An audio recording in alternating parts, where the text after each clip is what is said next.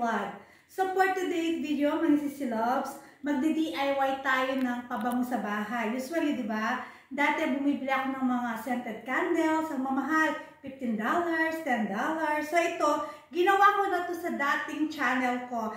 Pero ipapakita ko ulit sa inyo. So ang kailangan lang natin is, ito yung mga tatlong jar. Tatlong jar ako dito. So ito, hindi ko tinapon dati ito, strawberry jam. Tapos, meron ako ditong rosemary.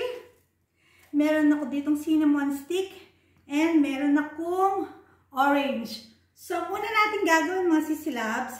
Magpapakulo tayo ng water. Gagamitin natin itong jar na inano natin. So, kukuha lang tayo ng water dito. Mabango to mga sisilabs. Alam nyo ba? So, dahil tatlo ang jar natin, tatlong water din ang ilalagay natin dito. Okay? Ayan. Subukan nyo to mga sisilogs. Pangmayaman na amoy. Sigurado yan. So, ayan. Maglalagay tayo ng tatlong ganitong tubig. Ayan. Tapos, ibobold natin siya. So, habang binubold natin siya, lalagyan natin siya ng rosemary. So, hintayin lang natin siyang kumulo ng konti, tapos lalagyan natin siya ng cinnamon. So, habang hinihintay natin siya, maghiwa muna tayo ng orange. Okay? Alam niyo ang bango nito mga sisilabs kasi kahit yung mga anak ko hindi maarte sila sa amoy, ano? Pero ito lalo na yung bunso ko. Naku, gustong-gusto niya itong amoy na to. Subukan niyo lang. Ang ginagawa ko dito, pag after ko na siyang magawa, ilalagay ko siya sa bedroom namin. Sa master bedroom ba, para pag matutulog na kami doon, ayun na, sobrang bango niya. So, ito lang ang ilalagay ko. Kasi tatlo lang naman ang meron akong jar dito.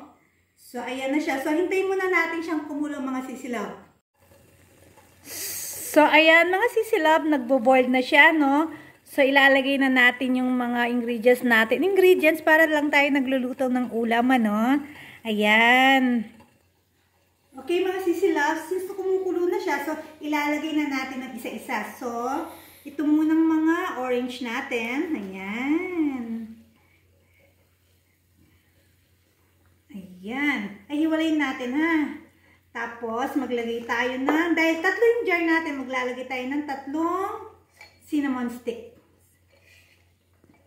Ang bango na cinnamon stick. And then, maglalagay tayo ng rosemary. Yan. Lagyan na natin lahat.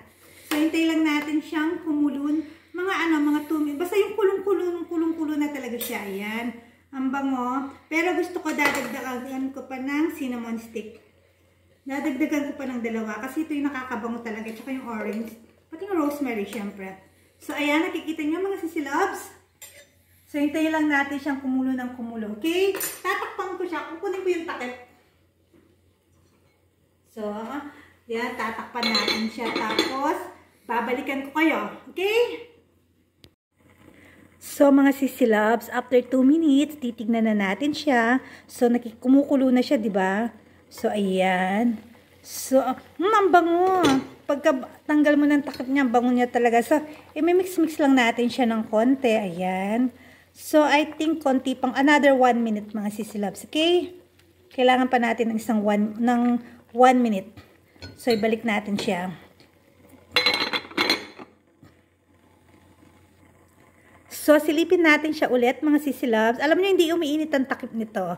Kahit sobrang kulong-kulo. Kaya gustong-gusto ko itong ginagamit, itong kaserola kong ito. Ayan.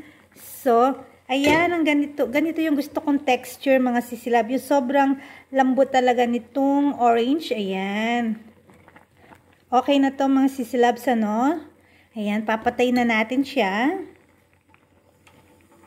Namatay ba? Hindi, humina lang. Ayun. So, ayan, ganito yung gusto kong texture, mga sisilabs. Ayan. Okay, mga sisilabs, ayan na siya.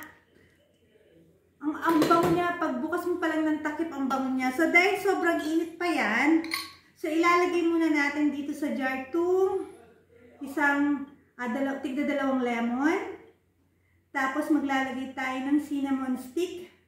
Ayan.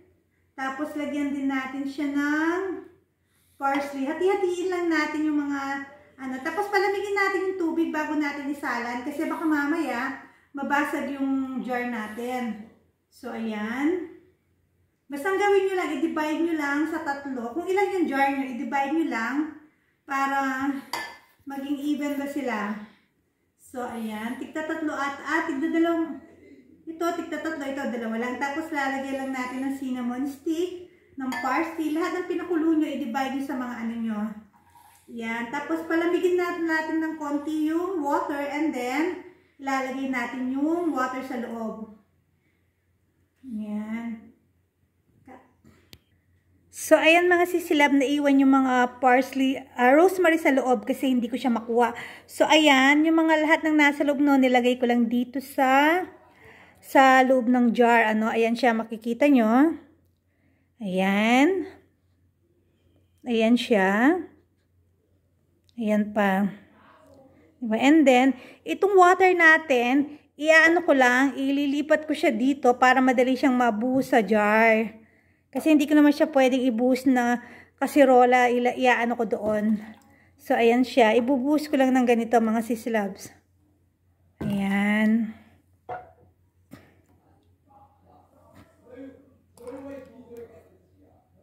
So, ayan mga sisilab, nasalin ko na siya dito. So, ilalagay na natin sa jar na isa-isa. Naku, parang saglit kailangan kong tawagin si Kuya. Yung taga-video ko kasi natatapon siya. Saglit lang. Okay mga sisilabs. So, tinawag ko yung videographer ko si Kuya kasi natatapon kasi. So, ayan na nga siya. Yung close-up Kuya. So, ayan. Natatapon siya dito na lang. Sayang kasi. So, ayan. Tapos, ayan. And then, meron pa dito. Ipasok natin lahat ng, saglit lang mga sisilab. Ibuhos lahat natin, okay? So, ayan. Ibubuhos lahat natin. Ayan. Buti na lang, may videographer ako, no? Hindi ako mahirapan. So, ilalagay natin, pasok natin itong mga rosemary kasi yun yung mabango talaga. Ayan, mga sisilabs. So, tapos, i-ano lang natin siya, i-close natin. Tapos, medyo mainit-init pa siya. Palamigin natin ng konting-konti. Tapos, ilagay natin sa rep. Kapag gusto nyo na siya, mas maganda kasi kung mga 24 hours to na nababad tong mga nasa loob. Yung rosemary, orange, at saka yung, ano pa ba yung nilagay ko, cinnamon stick. Kailangan 24 hours. So, ilagay nyo sa rep. Kung wala kayong rep, okay lang, itabi nyo lang. Tapos, pag halimbawa, papasok na kayo sa room, 3 hours before papasok kayo sa room, ilagay nyo to sa room, buksan nyo lang, tapos yung amoy talaga, as in, magiging pangmayaman na amoy talaga, okay? I hope may natutunan kayo mga sisilab. Please don't forget to subscribe, like, comment, and hit the bell para updated kayo sa susunod kong video mga sisilab. Thank you so much mga sisilab. Have a lovely day. Bye!